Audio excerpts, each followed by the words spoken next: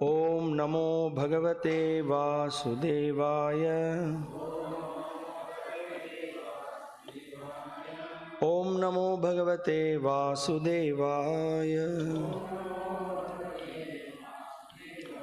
So today we are reading from the Srimad Bhagavatam, Canto 10, Chapter 24, Worshipping Govardhana Hill, text 34 and 35. 34 has got no purport, so we will do 35 together. Anangshyanadud yuktani te charhugyasvalankritaha gopyascha krishna viryani gayantya swadija sadvija shishah.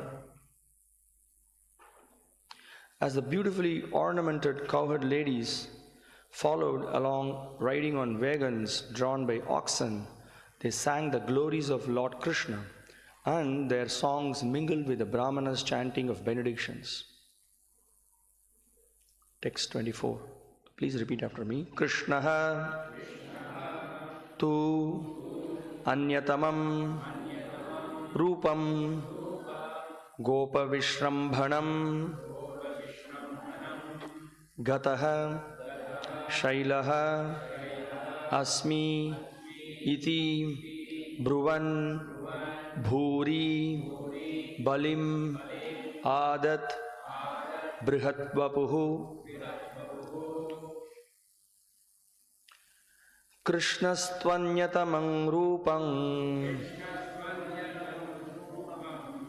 gopa vishrambhanam gataha shailosmiti bruvan bhuri balim adad brihadvapuhu.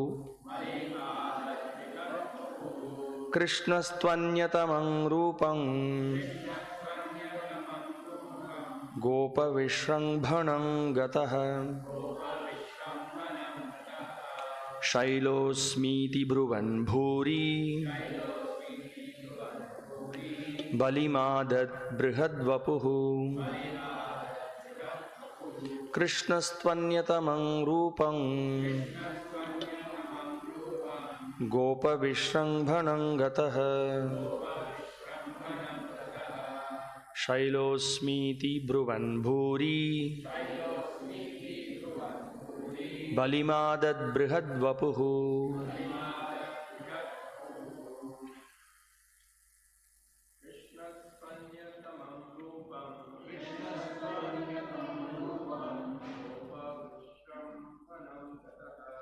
Gopa vishrambhanam gataha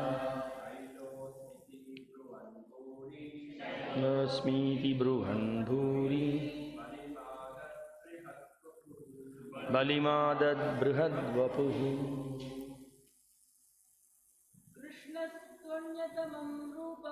Krishnastvanyatamam rupam gopa vishrambhanam gataha shailosmiti bruvan bhuri balimadad brihadvapuhu. Matajis. Krishnastvanyatamam rupam gopa vishrambhanam gataha shailosmiti bruvan bhuri balimadad brihadvapuhu. Krishna, Lord Krishna, tu and then, anyatamam, another, rupam, transcendental form, gopa vishrambhanam, for generating the faith of the cowherds, gataha, assumed, shailaha, the mountain, asmi, I am, iti, these words, bruvan, saying, bhuri, abundant, balim, the offerings, adat, he devoured, brihatvapuhu, in his huge form. Translation and commentary by the disciples of His Divine Grace, A.C. Bhaktivedanta Swami Srila Prabhupada, the founder Acharya of ISKCON. Krishna then assumed an unprecedented, huge form to instill faith in the cowherd men, declaring, "I am Govardhana mountain." He ate the abundant offerings. Purport. In chapter 24 of Krishna, the Supreme Personality of Godhead, Srila Prabhupada writes, when everything was complete, Krishna assumed a great transcendental form and declared to the inhabitants of Vrindavana that he was himself Govardhana hill, in order to convince the devotees that Govardhana hill and Krishna himself are identical. Then Krishna began to eat all the food offered there. The identity of Krishna and Govardhana hill is still honored, and great devotees take rocks from Govardhana hill and worship them exactly as they worship the deity of Krishna in the temples. The followers of the Krishna consciousness movement may therefore collect some rocks or pebbles from Govardhana hill and worship them at home, because this worship is as good as deity worship. Lord Krishna had induced the residents of Vrindavana to assume a significant risk on his behalf. He convinced them to neglect a sacrifice to what is, after all, the powerful government of the universe, and to worship a hill called Govardhana instead. The cowherd community did all this simply out of love for Krishna, and now to convince them that the decision was correct, Lord Krishna appeared in an unprecedented, huge transcendental form and demonstrated that he himself was Govardhana hill. Namo Vishnu Padaya Krishna Preshtaya Bhutale Srimate Bhakti Vikasa Swaminiti Namini. Namo Vishnu Padaya Krishna Preshtaya Bhutale Srimate Bhakti Vedanta Swaminiti Namini. Namaste Saraswate Deve Gauravani Pracharine Nirvishesha Shunyavadi Paschatya Deshatarine. Jaya Shri Krishna Chaitanya Prabhu Nityananda Shri Advaita Gadadhara Srivasadi Gaura Bhakta Vrinda. Hare Krishna, Krishna Krishna, Hare Hare, Hare Rama, Rama Rama, Hare Hare. So we are continuing with this chapter of Krishna inducing the Gopas and the Gopis to take shelter of Govardhana hill, and he also wanted to enact loving exchanges with his devotees, that being the ulterior motive of Krishna, and also simultaneously he wanted to establish his supremacy over the other demigods, that he is showing to the all the living entities that it is sufficient enough to take complete shelter of his lotus feet. And now we saw in the, up till the previous verse that how Krishna gradually he inspired Nanda Maharaj to worship the Govardhana hill and perform the sacrifice in trying to please Govardhan. And also we saw in the previous verses, specifically in the one of the purports, I think the 2 verses before the Sunday class, it was mentioned that the sum and substance of the residents of Vrindavana is simply to please Krishna. In fact, this is the message of the entire Vedas. The whole Vedic lore is meant to drive this point that Krishna is the Supreme Personality of Godhead. We are His eternal servants, and the goal of life is to simply please Him. It appears to be like a simple point, but this is the most essential and conclusive message of the Vedas. So to get to this, so one need the mercy of the Lord and His pure devotees.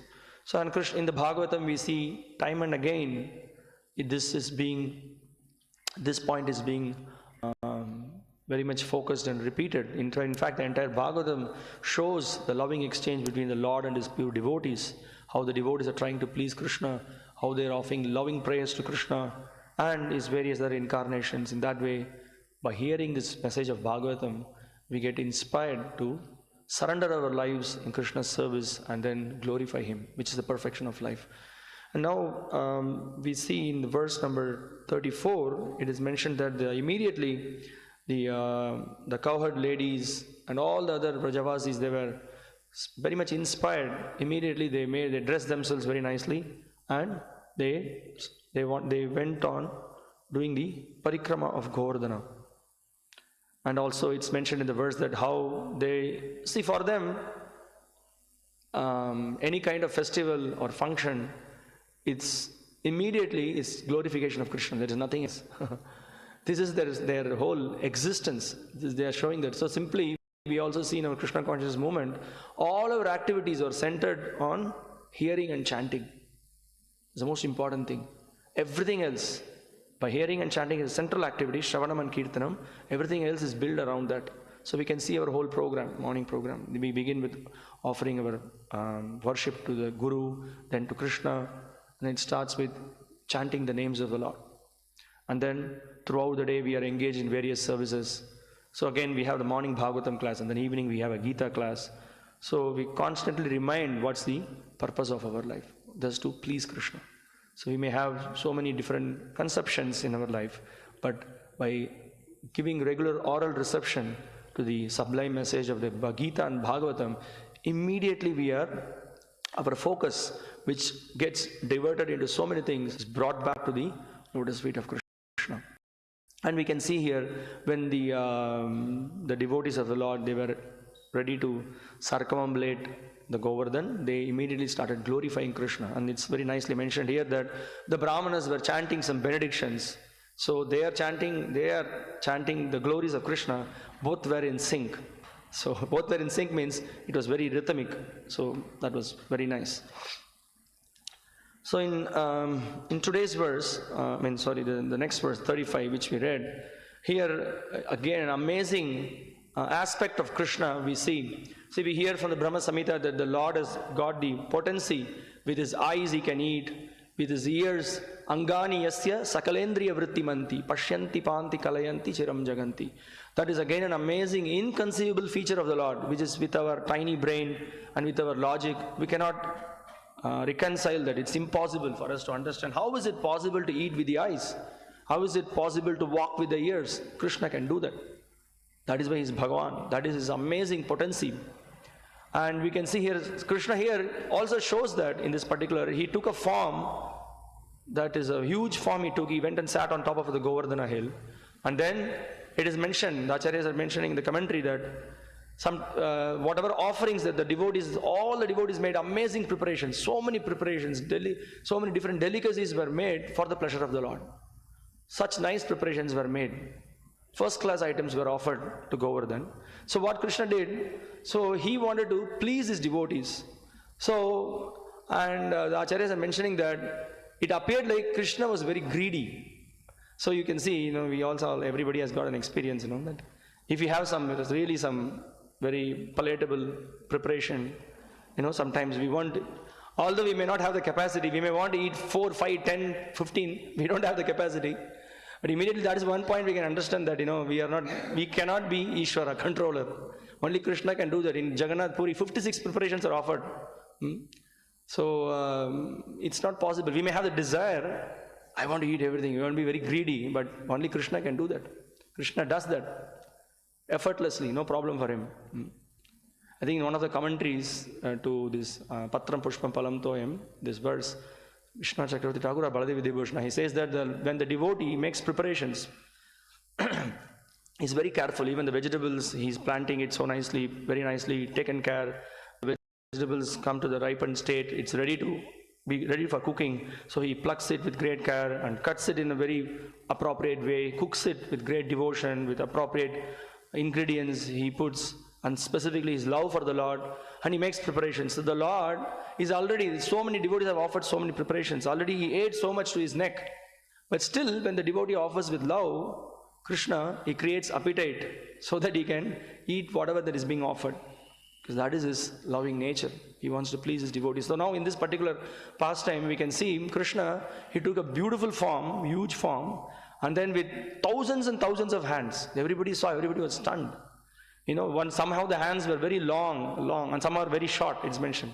So he was left, right, and center. He was just, taking so much. And then he was very satisfied, very happy. So the Acharyas are mentioning that it appears like Krishna was greedy. So a person, when he is in greed, he likes to take so much, but Krishna was out of extreme. Yes, he was greedy, he was so much, he was expecting the love of his devotees. He wants to reciprocate the love for his devotees. So he was just taking so much. And then, we know that village, there is Anior, give me more, he says. I'm not happy, give me more, give me more. So Krishna is showing that I am ready to accept whatever that you offer with love and devotion. So it's an amazing thing that we see. So Krishna here, it's mentioned that So he also, we can see in this purport, it is mentioned that he shows that I am non-different from Govardhan. So he instilled that faith on the devotees. So, and we can also see here that Srila Prabhupada in the Krishna book is mentioning the point that how this Govardhan is non-different from Krishna, and the devotees collect the rocks, all rocks, and then they worship as Krishna. So it is non-different from the Lord. So that's one point we understand. And another thing that we see here in the purport, that it's a very amazing point is mentioned. I'll just read that, the second part of the purport. Lord Krishna had induced the residents of Vrindavana to assume a significant risk on his behalf. He convinced them to neglect a sacrifice to what is, after all, the powerful government of the universe, and to worship a hill called Govardhana instead. So it is a big leap for the residents of Vrindavan. Of course, they are pure devotees of the Lord. They are completely, every single energy is surcharged in trying to please Krishna. But still Krishna wanted to formally establish that you don't have to worship Indra, you just take shelter of me. And they took the risk. Okay, Krishna said, we will listen to what he said. They didn't think about what will be the consequence, what will be we saw after that what happened. But they had the great leap of faith. They just stuck to what Krishna said. So this is what is all about, taking risk for Krishna, having faith on Krishna's words and trying to follow what Krishna says. There may be some obstacles, there may be some difficulties, but still having faith that this is what Krishna wants. So all these obstacles and difficulties are like passing clouds. It will come and then it will go. So Srila Prabhupada, actually he very much exemplified this in his entire life. So Shyama Sundar Prabhu, he makes an amazing point. In 1972, he had an observation what Prabhupada did. I'm just going to read few quotes today, so we will just see that. In less than 1 month, Srila Prabhupada has done the impossible. He laid the cornerstones for his main 3 temples in India, despite all odds. This is in 1972. Naxalite bandits, floods, cold, heat, lack of money, envious opponents, unsupportive god brothers, caste Goswamis, a communist leaning toward central government under martial law with strict rationing of construction materials, our shaky legal standing. Remember when we recently went to Vrindavan, devotees, Gokul was explaining that how that, to construct the temple, it was very difficult for them to get the bricks. There were so many legalities. It was so difficult. Prabhupada, when there was a minister who came, I think the chief minister of Uttar Pradesh or someone, he came to the Vrindavan temple. Prabhupada was suffering from severe fever. But nevertheless, he came. He took a risk, he came and met, and he was pushing, he was requesting, please help us to get the bricks and all these construction materials. Prabhupada, he was showing himself that how much risk he took. Our shaky legal standing and a handful of young but worn out devotees, the lands we have acquired are so old with so many contending properties and as large and in such vital locations, to even think of owning these properties is almost surreal. We are recent arrivals on Indian soil with little organization or social standing. We know that many devotees from the West who Prabhupada brought them here, they did not know many of how things work here locally, how the business people they cheat, how they prolong many things. So they were very new, but Prabhupada put them on so many different tasks. They took great risks. So His Holiness Tamal Krishna Maharaj was, when the bricks came to, he will bring the whole load of bricks, and it will be in front of the lotus building. He will sleep on the lorry, on top of the lorry. It was very cold. He used to cover himself with some blanket, because if there is no protection, the night time the other fellows will come and steal it and run away. So many difficulties they had. Literally he was sleeping like that. And this is what Prabhupada did to them. He really pushed them to take such risks. So he goes on to say, and yet despite these obstacles, Prabhupada's unrelenting desire to please Krishna has somehow prevailed. He did it, seeing all this from the inside, typing his letters, making phone calls, huddled with him in night strategy sessions. Shyama Sundar Prabhu says that he was also doing these services. Internally he was seeing what is happening all around, how much risk Prabhupada took. At night time, we used to have discussions. Prabhupada will have so much strategies, how to expand the preaching here, how to send devotees, what to do. So much he was thinking. So I'm in awe, he says that he was completely surprised what Prabhupada was doing. How is it possible within a short span of time with such risk Prabhupada took? This is Superman, he says. This is Superman beyond anything yet. And he is just getting started. And it was 72. He was thinking, we did not have so many devotees. Now for one seva we have so many services, we have backup. Where is the question of backup? That word does not exist. One devotee was doing, morning arati, 6 offerings. So many people's Matajis took so much risk. They went out distributing books. So we were recently hearing the memories of Radhakund Mataji, Yashomati Nandan Prabhu's wife. So she said that morning they will go out at 9 o'clock or 9:30, they will come back 8 in the night. And they had some chapatis, some dal. This is what they will carry, and whole day out distributing books.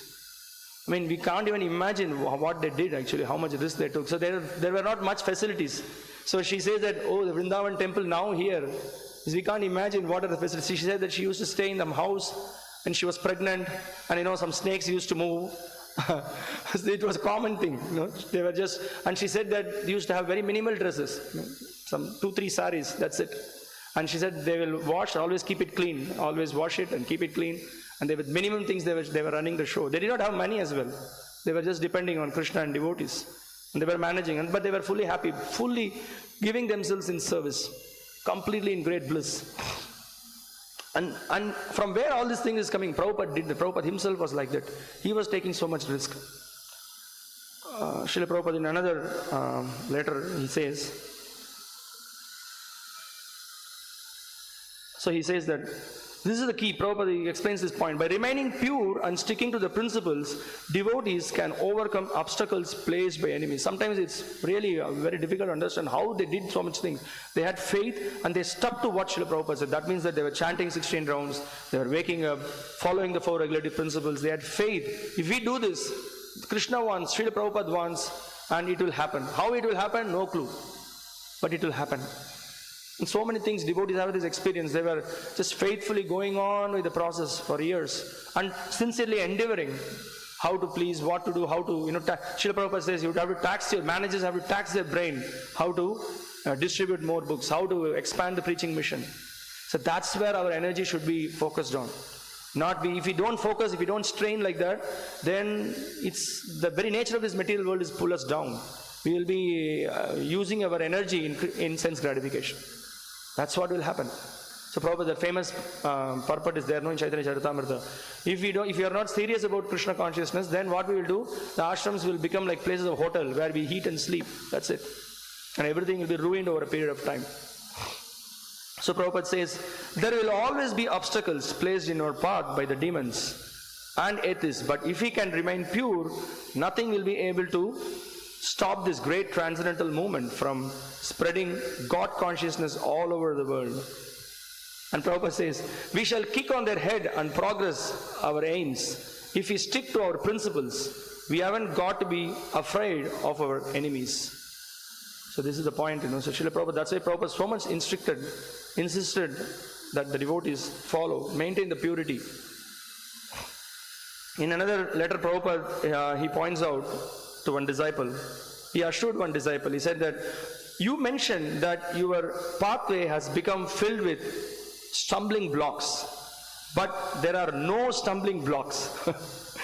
I can kick out all the stumbling blocks immediately, provided you accept my guidance. With one stroke of my kick, I can kick out all stumbling blocks. So what does it mean? So Srila Prabhupada, he says that if you take shelter of the holy name, the acharyas, have faith in the words of Guru and go on with the process. So we do not know how the obstacles, we get through those obstacles. And that's why when we hear from those surrendered devotees, their realizations, we can see they experience that in their lives. That's why they are able to just go on inspiring so many people in Krishna consciousness. Because they have seen that Krishna reciprocates. This purpose, this is the main point. So Krishna actually reciprocates with the devotees who have faith in his words, who actually follow what he says. And Krishna says, I am there for you, I will support you. And you can see in the 9th chapter, Krishna, he speaks about the worship of the demigods. And then he goes on, there are several verses he speaks about, he says that the worship of the demigod it's avidi purvakam, he says. And then the next 2 verses, 3 verses, if you see, immediately Krishna says, Ananyas chintayanto mam, e jana paryupasate, tesham nityabhiyuktanam yogakshema mahamyam. He says that for those devotees who take complete shelter of me, I give them what they like and I protect what they have. And what is the best example? Our own ISKCON. That's how it got spread. It's widely got spread by the surrendered devotees. At the same time, these some of the quotes actually I am just reading from His Holiness Bhaktivika Swami Maharaj's book, The Mood and Mission. So there is a chapter which speaks about struggling for Krishna, how Srila Prabhupada showed that, and also taking risks for Krishna. And then in this, Maharaj very nicely gives another angle of it. Now, taking risks for Krishna means at the same time we should not do anything blind. There should be a balance. No, it's very much with respect to taking care of oneself, where we are doing, what we are doing, discriminating between the right thing and the wrong thing. Otherwise, because every devotee's life is very valuable and every effort is very valuable. So we should, our enthusiasm should be properly guided by Guru, Sadhu and Shastra.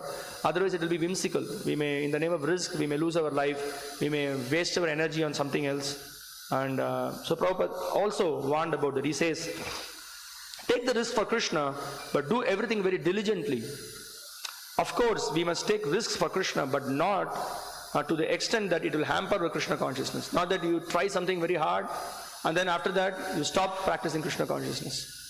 So it should be, that's why we need guidance. We cannot do anything blindly. So Prabhupada says that too much risk unnecessarily is not good. Boldness is good, unnecessary boldness is not good. So Prabhupada, he in another place, he instructs another disciple that don't take the risk of starting big temples. So he says that there will be energy will be diverted, there will be trouble. So we have to see everything in proper perspective and under the guidance.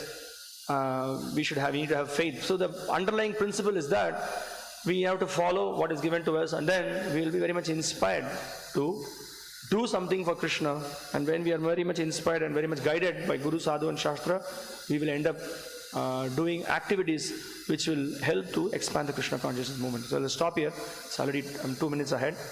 Srila Prabhupada ki jai. Srimad Bhagavatam ki jai. Hare Krishna.